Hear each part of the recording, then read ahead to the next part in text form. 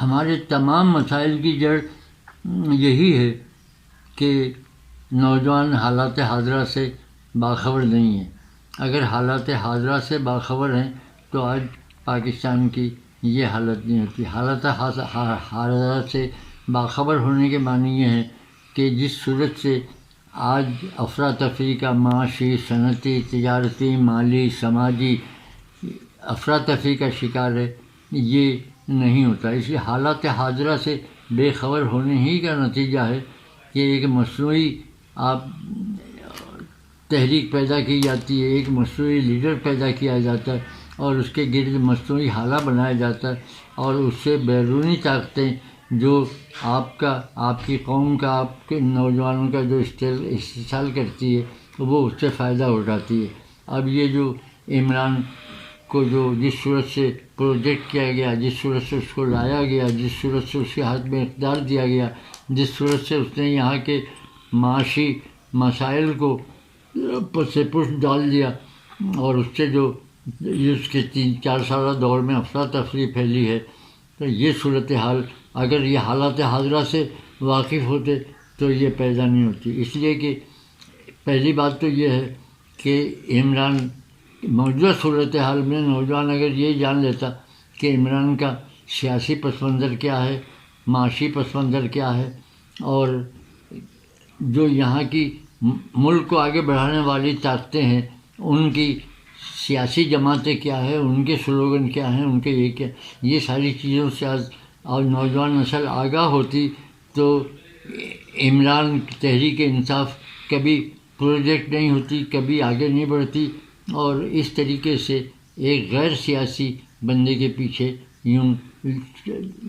چل نہیں جاتی۔ اگر نوجوان یہ علم رکھتا، سیاسی علم رکھتا، تاریخی علم رکھتا، تو آج پاکستان جس حالات کا شکار ہے یہ نہیں ہوتا۔ آپ نے جو یہ سوال کیا تو اس سوال کے پیچھے جو ہے آپ کے سامنے صرف مغربی پاکستان ہے کہ آیا مغربی پاکستان میں ایسا ہوا یا نہیں ہوا۔ اگر آپ پاکستان کو مشرقی پاکستان کے ساتھ سمجھتے تو آپ مشرقی پاکستان کی تاریخ پڑھیں تو اس میں ایسے تصادم اس سے پہلے کئی ایک ہوئے، اور ان علاقوں میں جہاں کی قومیتوں کو اور جہاں کے قومی حقوق کو اور ان کو حاکم طبقات نے دبایا ہے، تو وہاں ایسے حالات اس سے پہلے بھی ہو چکے ہیں۔ مشرقی پاکستان کی تو پوری تاریخ ہے کہ انہوں نے بار بار فوجی تصادم سے اجتناب برتا، اس لیے کہ وہاں ان کے پیچھے ایک سیاسی پوری جدوجہد کی تاریخ تھی۔ انہوں نے ایک سیاسی جدوجہد کی تحریک سے مشرقی پاکستان بننے سے پہلے وہاں مسلم لیگ کی 2 مرتبہ حکومتیں بنی، جس میں وہاں شہر وردی اور ناظم الدین اور مولوی فضل الحق یہ لوگ برسر اقتدار رہے۔ تو ان حالات میں آپ جب مشرقی پاکستان بن گیا متحدہ بنگال کے بعد، تو انہوں نے جو قربانیاں دیں اور جو کچھ کیا، اگر آپ اس کو دیکھیں تو یہ قدم قدم پہ آپ کو یہ تصادم نظر آئے گا کہ جہاں یہ صورتحال پیدا ہوئی۔ پہلے مشرقی پاکستان میں جو تحریک جٹو فرنٹ کی بنی، وہاں انہوں نے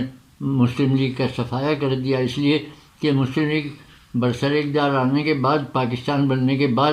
بنگال کو اپنے آدھا حصہ چھوڑنے کے بعد، متحدہ بنگال میں مسلم لیگ کی حکومت تھی، پاکستان بنا ان کو آدھا بنگال چھوڑنا پڑا، اس کو چھوڑنا پڑا۔ پھر اس کے فوراً بعد یہ کہا گیا کہ آپ اپنی زبان سے سبکدوش ہو جائیں، پھر اس کے بعد آپ کے اسپیکر کو ہٹا دیا گیا، پھر آپ اس کے بعد دستور اسمبلی توڑ دی گئی، تو یہ اور پھر مسلح تصادم جو ہے وہ مختلف طریقے سے حکمراں طبقات نے وہاں پیدا کیے۔ کرنا فلی پیپر مل یا آدم جی جھوٹ مل میں وہاں نسلی بنیادوں پہ بنگالی اور غیر بنگالیوں کے فسادات کروائے گئے۔ تو قدم قدم پہ ہمیں یہ نظر آتا ہے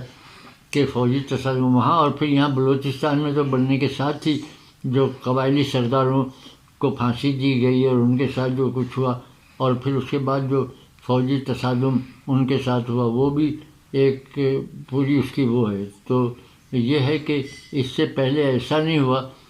یہ صرف یہ کہنا کہ اب ہوا، یہ فوجی تصادم جو ہے یہ جب ہوتا ہے کہ جب آپ معاشرے کو اس کے اپنے سیاسی اور سماجی ارتقاء میں رکھنا ڈالتے ہیں۔ اور پاکستان کی سب سے بڑی ہماری خرابی یہ ہے کہ یہاں کا جو معروضی ہے ادراک رکھنے والے لوگ ہیں وہ اس سیاسی ارتقاء کو سمجھ کے اس عمل کو آگے چلاتے تو یہ تصادم کی صورتحال پیدا نہیں ہوتی۔ اور یہ سن 70 میں بہت واضح ہو کے آ گیا تھا کہ جب